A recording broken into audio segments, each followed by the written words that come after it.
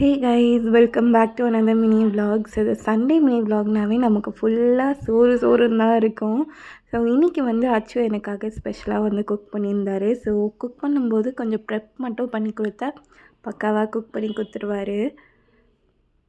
Cook பண்ணிக்கிட்டே இருக்கும்போது பார்த்திங்கன்னா மீஷோவில் ஆர்டர் பண்ணியிருந்தேன். இந்த சோஃபா கவர் வந்து வந்திருந்ததுங்க. குவாலிட்டி வந்து நல்லா தான் இருந்துச்சு, ஸ்டிச்சிங்கும் நல்லா இருந்தது. டபுள் சைடட் ஸ்டிச்சும் கொடுத்துருந்தாங்க. It was really very nice.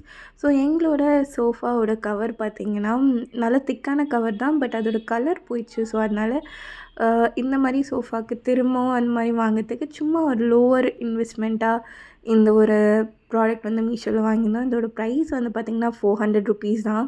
But இது ஃபுல்லாக கவர் ஆகல, ஜஸ்ட்டு ஒரு ஃப்ரண்ட்டில் நல்லாயிருக்கும் பார்க்குறதுக்கு. ஸோ எல்லாம் போட்டு பார்த்தோன்னா சூப்பராக இருந்தது. ஸோ நெக்ஸ்ட்டு அதே மீஷோவில் வந்துட்டு இந்த ஒரு கர்டன் வாங்கினோம். எங்கள் பூஜை ரூம் பார்த்திங்கன்னா டோர்லாம் கிடையாதுங்க. இட்ஸ் அன் ஓப்பன் பூஜை ஸ்பேஸ்.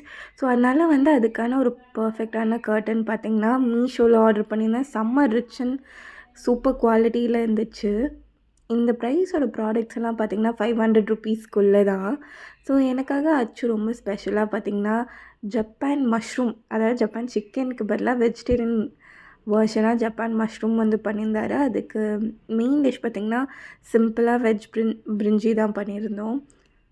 சாஸ் பார்த்திங்கன்னா செம்ம டேஸ்டியாக வந்துச்சு. ஆஃப்டர்நூன் ஹெவியாக சாப்பிட்டதுனால டின்னரே பார்த்திங்கன்னா சாட்டில் முடிச்சிட்டோம். தயிர் பூரியும் ஜஸ்ட் பானிபூரி சாப்பிட்டு எங்கள் டேவை எண்ட் பண்ணிக்கிட்டோம்.